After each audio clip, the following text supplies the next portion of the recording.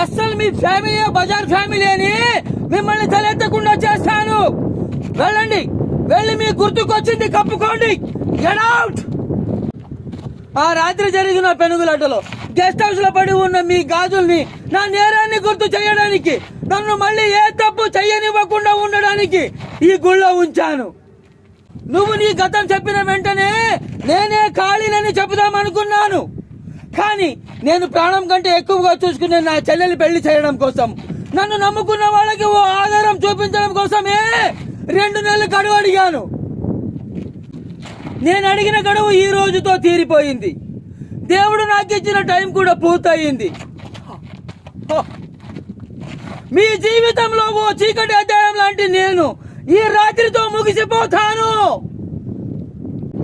ఇన్నాళ్లుగా నువ్వు అనుభవిస్తున్న బాధ, అవమానం, ప్రతీకారం, అశాంతి అన్ని నా చావుతో పూర్తయిపోతాయి.